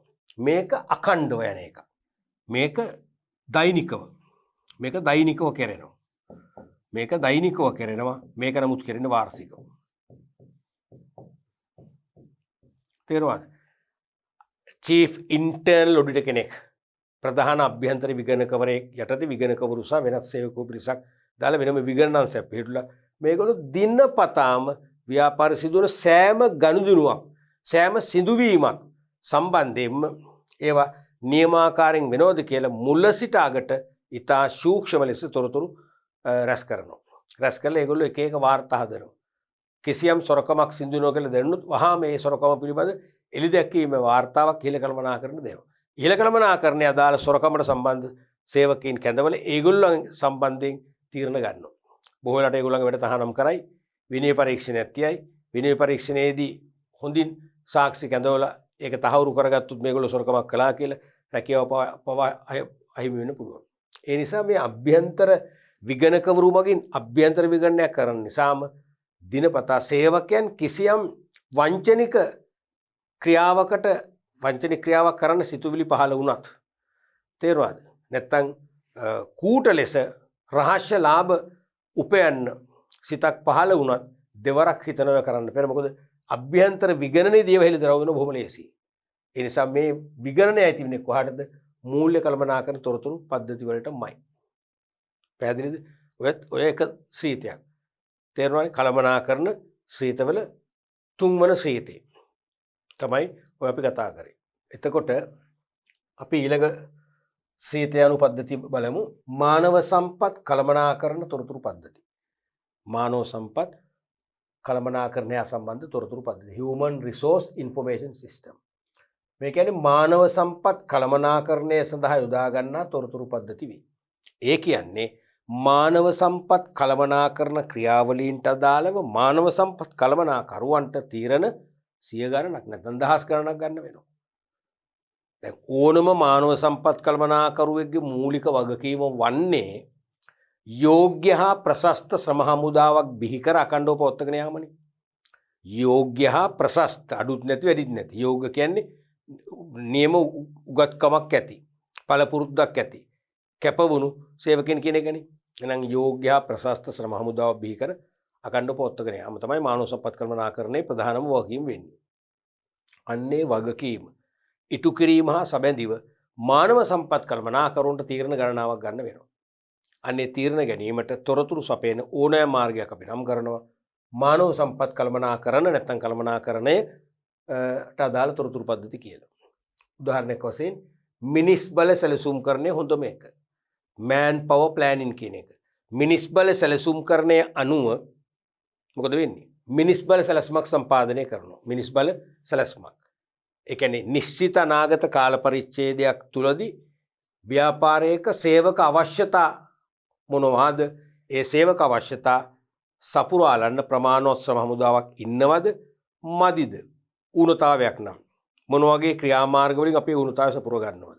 ශ්‍රමිකයන් වැඩි නම් අතිරික්තයක් නම් අතිරික්තය බැහැර කරගන්න මොන වගේ ක්‍රියාමාර්ග අනුගමනය කරනවද කියලා තීරණය කරන්න ලේසියි. ඒ නිසා මිනිස් බල සැලසුම්කරණය සහ මිනිස් බල සැලසුම්කරණයේ අවසාන ප්‍රතිඵලය මොකද්ද? මිනිස් බල සැලැස්ම සම්පාදනය කිරීම. ඒ ඔස්සේ මානව සම්පත් කළමනාකරුවන්ට තීරණ රසක් ගන්න පුළුවන්. එහෙනම් මිනිස් බල සැලසුම්කරණය කියන්නේ හොඳ තොරතුරු උල්පතක්. හොඳ තොරතුරු උල්පතක්. ඒකේ අනාගත කාල පරිච්ඡේදවල කොච්චර සේවකෝ ඉන්න ඕනද? තබා ගන්න ඕනද ව්‍යාපාරේ? දැන්ට කොච්චර ඒ වෙනකොට කොච්චර ආයතනයේ සේවකෝ ඉඳීවිද? ඒ කියන්නේ සැපෙවුම. කොච්චර අවශ්‍යද ඉල්ලුම? ඒ අනු ඌනතාවක්ද අතිරික්තයක්ද? ඌනතාවක් නම් මොකද්ද කරන්න ඕනේ? ඒ උපාය මාර්ග පව ඌනතාවේදී යෝජනා කරනවා. මානව සම්පත් ඌනතාවයක් නම් ඌනතාවේ නැති කරගන්න උපාය මාර්ග නිර්දේශ කරන එකත් මේ සැලැස්මේ තියෙනවා. අතිරික්තයක් නම් අතිරික්තය නැති කරගන්න උපාය මාර්ග තීරණය කරනවා. ඒකත් සැලැස්මේ තියෙනවා. එහෙනම් මේක තොරතුරු උල්පතක්. තොරතුරු මොකද්ද? තොරතුරු ගංගාවක්. මේක උල්පතකට වඩා තොරතුරු ගංගාවක් නේ. එහෙනම් ඒ ඔක්කොම මානව සම්පත් කළමනාකරුවන්ට තීරණ ගන්න සපේන තොරතුරු ගංගාවක් බඳු නිසා මේක ප්‍රධානම මානව සම්පත් කළමනාකරණ තොරතුරු පද්ධති වර්ගයකට මේක අයිති වෙනවා. තේරුණාද? අනික කාර්යඵල ඇගීම. කාර්යඵල ඇගීම වාර්තා හදනවනේ. කලින් කාලට සේවකයන්ගේ කාර්ය සාධනය අගයනවා. වෙනම බාහිරින් ගෙන්නපු ස්වාධීන ඇගීම් කරුවන් ලවා පොදු පිළිගත හැකි නිර්ණායක ඔස්සේ විධිමත්ව සේවකයන්ගේ කටයුතු නැත්නම් කාර්ය සාධන කටයුතු ඇගීමට ලක් කරනවා. ඇගීමට ලක් කරලා ඒ කාර්ය සාධනයේ සාර්ථක අසාර්ථක බව පිළිබඳ වාර්තා හදනවා. ඒ වාර්තාවෙනුත් තොරතුරු රසක් හෙළිදක්වනවා. ඒ නිසා ඒකත් තොරතුරු පද්ධතියක්. මොන තොරතුරු පද්ධතියක්ද? ඒකත් එතකොට මානව සම්පත් කළමනාකරණය සම්බන්ධ තොරතුරු පද්ධතියක්. ඇයි? කාර්යඵල ඇගීමේ වාර්තාව තුළින් කවුද දක්ෂම සේවකයෝ? ආයතනයට අගනා මෙහෙවරක් කරන්නේ කවුද? කවුද අදක්ෂයෝ? කවුද ආයතනයට මෙහෙවරක් නොකරන අය? එහෙනම් ඉවත් කිරීම කළ යුත්තේ මොන වගේ සේවකයෝද? වෙනත් අංශවලට මාරු කිරීම තුළින් ඒගොල්ලන් කාර්ය සාධනය වැඩි කරන්න පුළුවන් මොන වගේ සේවකයින්ද? දඬු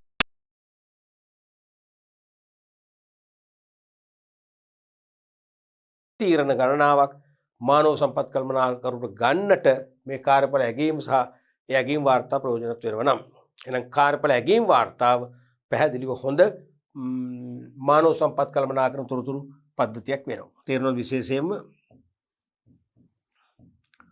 කාර්ය සාධන වාර්තා. කාර්ය සාධන වාර්තා. මෙතන මිනිස් බල සැලැස්ම. මිනිස් බල සැලැස්ම.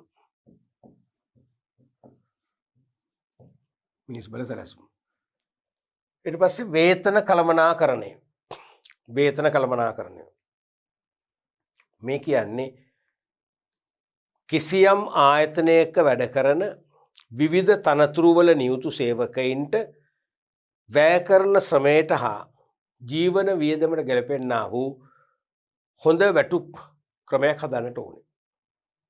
ඒ වැටුප් ක්‍රමයක් සම්පාදනය කරලා ඒ වැටුප් ක්‍රමය ක්‍රියාත්මක කරමින් කලින් කලට වැටුප් ක්‍රමය සංශෝධනය කරන්නත් වෙනවා. ඒ හා සම්බන්ධ සියලුම කාර්යන් ටික අයිති වෙනවා වේතන කළමනාකරණයට. නම් මේ වේතන කළමනාකරණයනුත් තොරතුරු ගොඩාක් රැස් කරගන්න පුළුවන් මානව සම්පත් කළමනාකරුට. මොන වගේ වැටුපක් ගෙවන්න ඕනද? ඒ වගේ එක එක වැටුප් තලයන් ලබා දෙන්න මොන වගේ තනතුරු වලටද? කොච්චර කාලයකට පස්සේද සංශෝධනය කරන්නේ? වැටුප් වර්ධක ලබා දෙන්නේ. ආදි වශයෙන් තීරණ රැසක් ගන්න උදව් වෙන නිසා මේ වේතන කළමනාකරණයත් මානව සම්පත් කළමනාකරණ තොරතුරු පද්ධති වලටම ඇතුළත් වෙනවා. ඊළඟට පුහුණු හා සංවර්ධනය ට්‍රේනින් ඇන්ඩ් ඩෙවලොප්මන්ට්. කළමනාකරණ නොවන සේවකයින්ට තනතුරු වලට අදාළ කාර්ය නිටු කරන්න අවශ්‍ය දැනුම ලබා දීම පුහුණුව. කළමනාකරණ සේවකයින්ට ඒගොල්ලන්ගේ විශේෂම මනෝභාවාත්මක කුසලතා ඇතුළු කළමනාකරණ කුසලතා වැඩි දියුණු කරගන්න මඟ පෙන්වීම තමයි සංවර්ධනය කියන්නේ. ඒ මගිනුත් එහෙනම් පුහුණු හා සංවර්ධනය අදාළ මානව සම්පත් කළමනාකරණ දැනගත යුතු තොරතුරු රැසක් ලබා ගන්න පුළුවන්. ඒ තොරතුරු මගින් තීරණ ගන්න පුළුවන්. පුහුණුව දේශීයව ලබා දෙනවද විදේශීයව ලබා දෙනවද? පුහුණුව අවුරුද්දකට වරද්ද අවුරුද්දකට දෙවරද්ද ආදි වශයෙන් තීරණ කරන්න මේ පුහුණුව හා සංවර්ධනය කියන ක්‍රියාදාමයන් ඉවහල් වන නිසා ඒකත් මානව සම්පත් කළමනාකරණය හා සම්බන්ධ තොරතුරු පද්ධතියක්මයි. පැහැදිලිනේ? කොහොමද මේ මානව සම්පත් කළමනාකරණට අදාළ තීරණ ගන්න මානව සම්පත් කළමනාකරුවන්ට තොරතුරු සපයන ඕනෑම මාර්ගයක් මානව සම්පත් කළමනාකරණ තොරතුරු පද්ධතියට අයිති වෙනවා. මේකත් අතිශය වැදගත්. හේතුව මොකද්ද? ලෝකේ ඕනෑම රටක ඕනෑම ව්‍යාපාරයක එකම ජීවමාන සම්පත මානව සම්පත. මේ ජීවමාන සම්පත වඩාම නිවැරදිව වඩාත්ම ලෙන්ගතු ලෙස මානව සම්පතත් එක්ක ගැටෙන්නේ නැතුව මානව සම්පතව කලකිරීමට ලක් නොකරන ආකාරය නිතරම මානව සම්පත ප්‍රබෝධමත්ව පවත්වාගෙන යහකේ ආකාරයේ තීරණ ගන්න තමයි අත්‍යවශ්‍ය වෙන්නේ. එහෙම තීරණ ගන්න මානව සම්පත් කළමනාකරුට විවිධ තොරතුරු සපයන ඕනෑම මාර්ගයක් අපි නම් කරනවා මානව සම්පත් කළමනාකරන තොරතුරු පද්ධති කියලා. අපි බලමු ඊළඟ පද්ධති වර්ගය පර්යේෂණ හා සංවර්ධන තොරතුරු පද්ධති. මූලික කළමනාකරන ශ්‍රී තනු පද්ධති වර්ග පහක් අපි බෙදුවානේ. මේ පස්වෙනි එක. පර්යේෂණ හා සංවර්ධන තොරතුරු පද්ධති. Research and development information system. පර්යේෂණ හා සංවර්ධන අංශයට අවශ්‍ය තොරතුරු සකස් කරන තොරතුරු පද්ධති වේ. දැන් සෑම විධිමත් ව්‍යාපාරයකම පර්යේෂණ හා සංවර්ධන අංශයක් දෙපාර්තමේන්තුවක් තියෙනවා. පර්යේෂණ හා සංවර්ධන කළමනාකරුවෙක් හෝ පර්යේෂණ හා සංවර්ධන අධ්‍යක්ෂකවරයෙක් යටතේ දෙපාර්තමේන්තුව පවත්වාගෙන යනවා. අන්න එකෙන් විවිධ පර්යේෂණ සම්බන්ධයෙන් විවිධ සංවර්ධන කටයුතු සඳහා තීරණ ගන්න තොරතුරු අවශ්‍ය වෙනවා. එහෙම තොරතුරු සපයා දෙන ඕනෑම මාර්ගයක් අපි නම් කරනවා පර්යේෂණ හා සංවර්ධන තොරතුරු පද්ධති කියලා. උදාහරණයක් වශයෙන් නිෂ්පාදිත පර්යේෂණ. උදාහරණ 1. උදාහරණ 2 නිෂ්පාදිත සංවර්ධනය. Product research. මේ නිෂ්පාදිත පර්යේෂණ වලින් කෙරෙන්නේ දැනටමත් වෙළඳපොළට හඳුන්වා දීපු නිෂ්පාදිතය තරඟකරුවන්ගේ නිෂ්පාදිතය සමග සසදද්දි කම්පෙයාර් කරද්දි ඒ නිෂ්පාදිතයේ හැඩය වර්ණය විලාසිතාව ඇසුරුම ප්‍රමාණය ආදී කියන්නේ නිෂ්පාදිතයක මූලිකාංග බේසික් ෆීචර්ස් නිෂ්පාදිතයක මූලිකාංග තරඟකාරී නිෂ්පාදිතයගේ මූලිකාංග එක සසදද්දි වඩා ඉදිරියෙන් ඉන්නවද නැද්ද කියලා තීන්දුව ගන්න තොරතුරු සපයන ඕන මාර්ගයක් අපි නම් කරනවා නිෂ්පාදිත පර්යේෂණ කියලා. ඒකයි තියෙන්නේ එතකොට පර්යේෂණ සංවර්ධන තොරතුරු පද්ධති ගණයටයි. නිෂ්පාදිත සංවර්ධනය තරඟකරුවන්ගේ නිෂ්පාදිත සමග සසදද්දි අප දැන්ටමත් වෙළඳපොළට හඳුන්වා දීපු හෝ හඳුන්වා දෙන අපේක්ෂාවෙන් ඉන්න විභව නිෂ්පාදිත පිළිබඳ කළ යුතු වෙනස්කම්. සමහරට දැන් අපි ගිය මාසේ තමයි අලුත් නිෂ්පාදිතයක් හඳුන්වා දෙන්න තීරණය කළේ. ඒතර විභව. ඒකේ යම්කිසි හැඩයක්, වර්ණයක්, ප්‍රමාණයක් අපි තීරණය කළා. නමුත් දැන් හිතනවා මේ මාසෙට පස්සේ ඒකේ වර්ණය වෙනස් වෙන්න ඕනේ. ඒකේ ප්‍රමාණය වෙනස් වෙන්න ඕනේ. අපි නිතරම වෙළඳපොලේ වෙනස් වීම අපි දවසින් දවස දකිනවා. ඒව යාවත් කාලෙ වෙන. එහෙනම් දවසින් දවස වෙනස් වෙන වෙළඳපොළ තත්ත්වයන්ට ගැලපෙන නිෂ්පාදිතයක් වෙන්න ඕනේ. දැන් අපි හිතමු උද්දමනය ඉහළ ගිහිල්ලා. මිනිස්සුන්ගේ ක්‍රය ශක්තිය අඩු වෙලා තියෙනවා නම් ඉහළ මිලක් නීම කළ වැඩක් නෑ. එහෙනම් ලෝ ප්‍රයිස් ගුඩ් එකක් ඕන හඳුන්වා දෙන්න. තේරෙනවද? ඒ වගේ තීරණ ගන්න අවශ්‍ය වෙන ඕනෑම පද්ධතියක් අපි නම් කරනවා පර්යේෂණ හා සංවර්ධන තොරතුරු පද්ධති කියලා. පැහැදිලිනේ? එහෙමනම් කළමනාකරණ සහිත අනුව ඔය වගේ තොරතුරු පද්ධති මූලික වර්ග අපි පහක් කළා. එකක් මෙහෙයුම් තොරතුරු පද්ධති, අනිත් එක මූල්‍ය හේවත් මූල්‍ය කළමනාකරණ තොරතුරු පද්ධති, අනිත් එක අලෙවිකරණ තොරතුරු පද්ධති, අනිත් එක මානව සම්පත් සම්බන්ධ තොරතුරු පද්ධති, අනිත් එක පර්යේෂණ සංවර්ධනය සම්බන්ධ තොරතුරු පද්ධති. ඔය අපි විදුවේ කළමනාකරණ සහිත අනුව. පැහැදිලිනේ? රයිට්. අපි ඊළඟට බලමු පොඩි අභ්‍යාසයක් මේව තේරුම් ගන්න. කළමනාකරණ සහිත අනුව තොරතුරු පද්ධති වර්ග කරලා තියෙනවා මෙහෙයුම්, අලෙවිකරණ, මානව සම්පත්, මූල්‍ය, පර්යේෂණ සංවර්ධන. කාර්යයන් දීලා තියෙනවා. මේ වගේ ගැටලුවක් විභාගයකට එන්න පුළුවන්. මෙතෙක් ඇවිල්ලා නැහැ එන්න පුළුවන්. අපිට මේව සිලෙක්ට් කරලා අපි දුමු මේක ටික් කරන්න තියෙන්නේ. අපි ඊළඟ පිටුතුර බලමුකෝ. ඔව් ටික් කරන්නයි තියෙන්නේ. එතකොට පළවෙනි එක නව නිෂ්පාදන ක්‍රියාවලියක් සංවර්ධනය කිරීම. නව නිෂ්පාදනයක් සංවර්ධනය කිරීමකොත් ඒත් හරි. නව නිෂ්පාදනයක් සංවර්ධනය කිරීමත් ඒ නව භාණ්ඩයක් නව නිෂ්පාදන ක්‍රියාවලියක් ඒ භාණ්ඩ නිපදවන ක්‍රමවේදය සංවර්ධනය කිරීමත් අයිති වෙන්නේ එකම තොරතුරු පද්ධති ගණයටයි. මොකක්ද අයිති වෙන්නේ? නව නිෂ්පාදන ක්‍රියාවලියක් සංවර්ධනය කිරීම. තාම ඒ නව නිෂ්පාදන ක්‍රියාවලිය ඇති කලේ නෑ. දැන් මේ ඒක සාම්පල් හදලා අත්දා බැලීම් කරනවා. වෙනස් කිරීම කරනවා, වැඩි දියුණු කිරීම කරනවා තාම. එහෙනම් මොකද්ද? පර්යේෂණ හා සංවර්ධන වෙන්න ඕනේ ඒක අනිවාර්යයෙන්. පර්යේෂණ හා සංවර්ධන. පර්යේෂණ හා සංවර්ධන. තේරෙනවා? තාම සංවර්ධනය කරනවා මම එක කියලා නම් කරන්න. සමහර විට විභාගයට අහන්න පුළුවන් MCQ ප්‍රශ්නයක් වශයෙන් එන්න පුළුවන්. හිස්තන් සම්පූර්ණ කර ප්‍රශ්නයක් වශයෙන් වෙන්න පුළුවන්. නිශ්චිත පිළිතුරු අපේක්ෂා කරන ප්‍රශ්නයක් වශයෙන් බොහෝ විට වාස්තවික පේපර් එකේ ප්‍රශ්න තුන් ආකාරයෙන් එක ආකාරයකට මේක අහන්න පුළුවන්.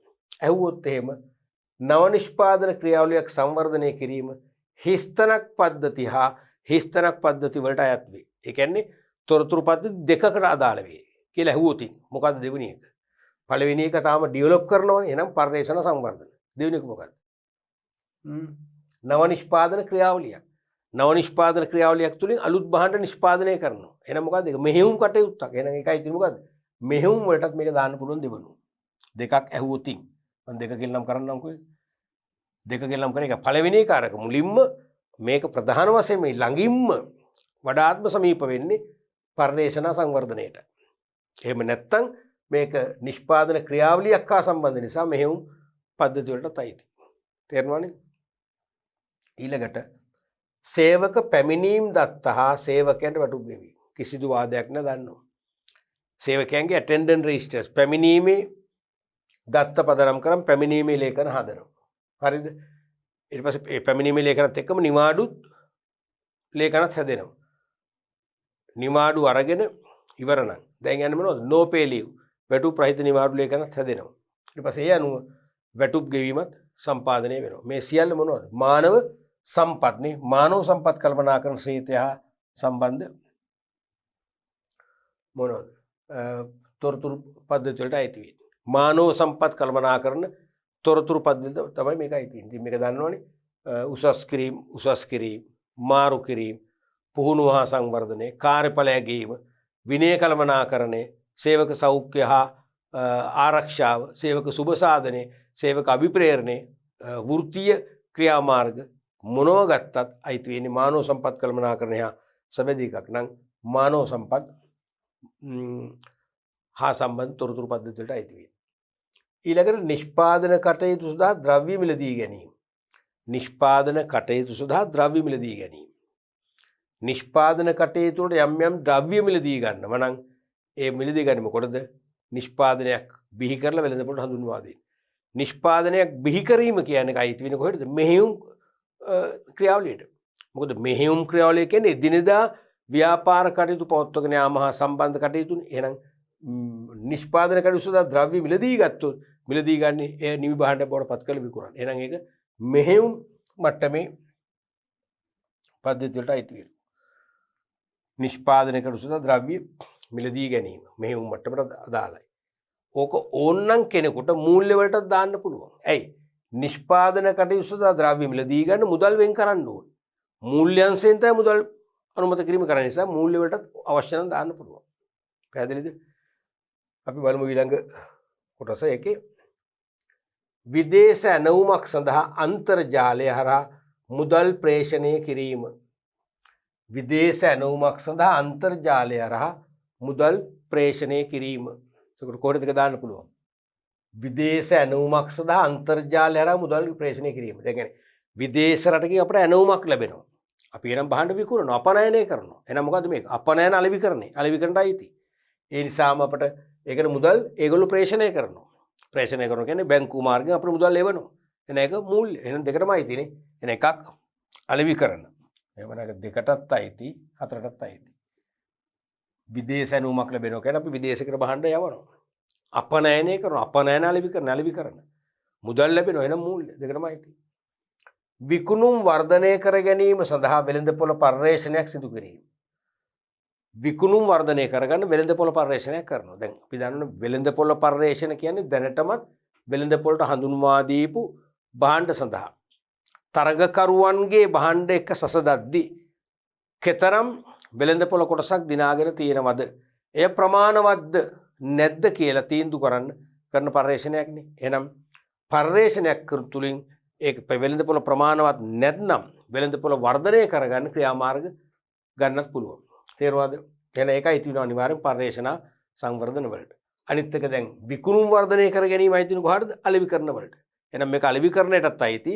ඒ වගේම පර්යේෂණ සංවර්ධනයටත් අයිති. ඒ කියන්නේ විකුණුම් වර්ධනය කර ගැනීම සඳහා වෙළඳපොළ පර්යේෂණ සිදු වෙනම් පර්යේෂණ සංවර්ධනයටත් අයිති. ඒ වගේම විකුණුම් වර්ධනය නිසා අලෙවිකරණයටත් මේක අයිති. ඊට පස්සේ පෞද්ගලික අලෙවිය සඳහා විකුණුම් සේවක හමුදාව පුහුණු කිරීම. පෞද්ගලික අලෙවිය සඳහා විකුණුම් සේවක හමුදාවක් පුහුණු කිරීම. පෞද්ගලික අලෙවියට අනිවාර්යෙන් විකුණුම් හමුදාව පුහුණු කරන්න ඕනේ. මොකද පාරිභෝගිකයා වෙත යන බොහෝ වෙලාවට ගෙන් ගෙට යන ඩෝර් ටු ඩෝර් සෙලකෙක් වශයෙන්. දැන් ඉරිදා සෙන්සුරාදා වගේ දවසක පුද්ගලින් වැඩ සතියෙම වැඩ කරලා විවේකීව ඉන්නකොට සමහරට මේ විකුණුම් හමුදාවේ අය සමහරට අයි දාලා සාරි දාලා එනවා සාම්පල් අරන් බෙල් කරනවා අපිට වදයක් වෙනවා. මේ මට වදයක් වෙලා තියෙනවා. අපි නුරුස්සන ගතිය ඒගොල්ලෝ ප්‍රචාර දක්වනවා. අපිට ඕනේ නැහැ. අපිට කරුණා කරලා මේ නිවාඩු දවසේ විවේකීව ඉන්න දීලා ඕගොල්ලෝ යන්න කියන එක නොකිය අපේ වචන වලින් අපි ඒගොල්ලන්ට ඉඟි දක්වනවා. ඒත් නැත්නම් අපි ටිකක් සරට කතා කරනවා. දෝෂාරෝපණයකට ලක් කරමින් කතා කරනවා. ඒත් මේ විකුණුම් සේවක හමුදාව පුහුණුලා තියෙන විවසන් කේන්තු නොගන්න. ඒ කොහොම ආවේගයෙන් කතා කළත් ආවේගශීලී අය බැරිම නම් අඩු ගානේ ඒගොල්ලන්ට දුක හිතන ආකාරයේ ආයාචනාත්මකව කතා කරන්න. අපි සර්ලා ගත්තොත් අපිට දවස් රුපියල් 10000ක භාණ්ඩ විකුණන්න ඕනේ. වික්කොත් අපිට රුපියල් 2000ක වැටුපක් හම්බ වෙනවා. දැනට රුපියල් අපි 8000ක භාණ්ඩ විකුණලා තියෙනවා. තව 2000ක අඩුවක් තියෙනවා. මේ 2000 සම්පූර්ණ කරන්න බැරි වුණොත් අපට සත පහක් ගෙවන්නේ. අපි අද දවස බඩගින්න තමයි යවන. ඒ වගේ හරි කියලා මේගොල්ලන් නම්‍යශීලී පුද්ගලයන් බවටපත් කරගන්න හොඳ පුහුණුවක් ලැබූ සේවකයෝ ඉන්නට ඕනේ. එහෙනම් ඒකේ මොකද කරන්නේ? පෞද්ගලික අලෙවිය සඳහා විකුණුම් සේවක හමුදාවක් පුහුණු කිරීම. එහෙනම් පෞද්ගලික අලෙවිය කියන්නේ මොකද්ද? අනිවාර්යයෙන්ම අලෙවිකරණ පරිශ්‍රණ අලෙවිකරණ වලට අයිති වෙනවා ඒක. ඒ කියන්නේ දෙවෙනි කොටුව. මෙතනට අයිති. එතකොට පෞද්ගලික අලෙවිය සඳහා විකුණුම් සේවක හමුදාවක් පුහුණු කරනකොම සේවකයන් පුහුණු කිරීම මොකද්ද? මානව සම්පත්. එහෙනම් මානව සම්පත් වලට මේක අයිති. මානව සම්පත් කියන්නේ මැද එක. මෙතනටත් අයිති. ඔය වගේ අපිට පුළුවන් මේ තොරතුරු පද්ධති පරක් කරන්න. අපි දැන් මේක මුලින් දැන් නැවත බැලුවොත් නව නිෂ්පාදන ක්‍රියාවලියක් සංවර්ධනය කිරීම කොහොම සංවර්ධනයක්නේ සංවර්ධනයක් නම් පරිශ්‍රණ සංවර්ධන වලට අයිති. ඒක භාණ්ඩ නිෂ්පාදනයට සම්බන්ධ දෙයක්නේ. එහෙනම් දෛනික මෙහෙයුම් කටයුතු. එහෙනම් මෙහෙයුම් තොරතුරු පද්ධතියට අයිති. දෙකම දාන්න පුළුවන්. සේවක පැමිණීමේ දත්ත හා සේවකයන්ට වැටුප් ගෙවීම. සේවකයන්ට පැමිණීමේ දත්ත වැටුප් තීරණය කිරීම පවා අයිති වෙන්නේ මානව සම්පත් කළමනාකරුවන්. මානව සම්පත් තොරතුරු පද්ධති වලටයි. නමුත් වැටුප් ගෙවීම වැටුප් ගෙවන්නේ කොහෙන්ද? මූල්‍ය අංශයෙන්. එහෙනම් ඒක අනිවාර්යයෙන්ම මූල්‍ය මේක මූල්‍ය වලටත් දාන්න පුළුවන්. අපි හැම එකක්ම දෙක දෙක දැම්මම මේකත් දෙකක් දාමු. තේරෙනවද? සේවකයන් පැමිණීමේ දත්ත තුලින් පැමිණීමේ ලේඛන හදලා වැටුප් ලේඛන සකස් කිරීම මානව සම්පත් එකක්. හැබැයි වැටුප් ගෙවීම අයිති මූල්‍ය වලට. මොකද මුදල් යොදාගෙන තමයි වැටුප් ගෙවන්නේ. එහෙනම් ඒක අයිති වෙනවා මූල්‍ය තොරතුරු පද්ධතියට අයිති. ඊට පස්සේ නිෂ්පාදන කටයුතු සඳහා ද්‍රව්‍ය මිලදී ගැනීම. නිෂ්පාදන කටයුතු සඳහා ද්‍රව්‍ය මිලදී ගැනීම නම් මෙහෙයුම්නේ. ව්‍යාපාරේ මෙහෙයුම් ක්‍රියාවලිය තමයි නිෂ්පාදනය. එහෙනම් ද්‍රව්‍ය මිලදී ගන්න ඒකට. එහෙනම් මෙහෙයුම්. ඒත් එක මිලදී ගන්න මුදල් වියදම් කරන්න එපා. මූල්‍යංශනේ මුදල් ලැබෙන්නේ. එහෙනම් ඒක මූල්‍ය වලටත් දාන්න පුළුවන් මේක. හැම එකම දැම්මම. ඒ වගේම විදේශ ඇණවුමක් සඳහා අන්තර්ජාලය හරහා මුදල් ප්‍රේෂණය කිරීම කොහොම විදේශ ඇණවුමක් ලැබිලා අපි බහන්න යවනවා. එහෙනම් අලෙවිකරණ. ඒ වගේම ජාත්‍යන්තර වශයෙන් අපිට බැංකු මාර්ගයෙන් මුදල් ප්‍රේෂණය කරලා අපේ බැංකු ගිණුමට සල්ලි බැර කර ගන්න පුළුවන්. එහෙනම් මූල්‍ය වලටත් අයිති. විකුණුම් වර්ධනය කර ගැනීම සඳහා වෙළඳපොළ පරිශ්‍රණය සිදු කිරීම. අනිවාර්යයෙන්ම අලෙවිකරණ තොරතුරු පද්ධති වලට අයිති. තේරෙනවද? විකුණුම් වර්ධනය කර ගැනීම සඳහා වෙළඳපොළ පරිශ්‍රණයක් වුවම. ඒත් මේක පරිශ්‍රණයකුත් කරනවානේ. එහෙනම් අනිවාර්යෙන් පරිශ්‍රණ සංවර්ධන වලට දාන්න පුළුවන්. ඒ වගේම පෞද්ගලික අලෙවිය සඳහා විකුණුම් සේවක හමුදාව පුහුණු කිරීම.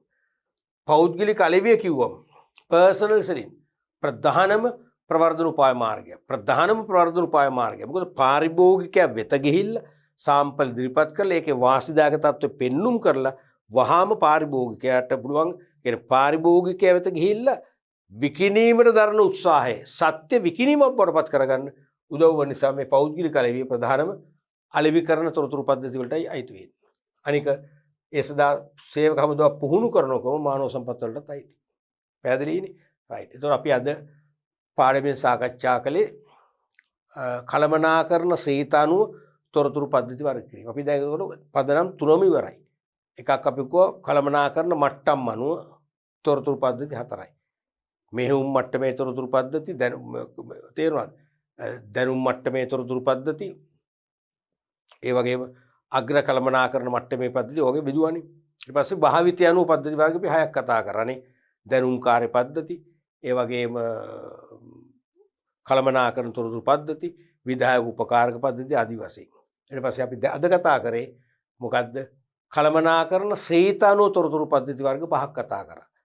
එකක් මෙහෙයුම් තොරතුරු පද්ධති, අනිත් එක අලෙවිකරණ තොරතුරු පද්ධති, අනිත් එක මානව සම්පත් සම්බන්ධ තොරතුරු පද්ධති, අනිත් එක මූල්‍ය තොරතුරු පද්ධති, අනිත් එක පරිශ්‍රණ සංවර්ධන තොරතුරු පද්ධති වශයෙන් අපි කතා කරා කළමනාකරණ ශ්‍රේතානුව වර්ගය. ඒතර මේ පදනම් තුනකින් අපි තොරතුරු පද්ධති වර්ග කරා. ඒ විභාගයේදී පළවෙනි ප්‍රශ්න පත්‍රය හෝ දෙවන ප්‍රශ්න පත්‍රයේදී ඒ තොරතුරු පද්ධති වර්ගයට දෙන ඉඟියත් එක්ක ඕන අපි තොරතුරු පද්ධති වර්ගීකරණයෙන් පිළිතුරු ලියන්න.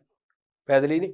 අපි ඊළඟට මේ 7 වන පාඩම් ඒකකයට අදාළව තවත් වැදගත් සංකල්ප ගණනාවක් තුලින් විශේෂයෙන්ම ඔය තොරතුරු තාක්ෂණයේ පැත්තට නැඹුරු වෙලා අපිට ඉස්සරහා පාඩම් සාකච්ඡා කරන්න තියෙනවා.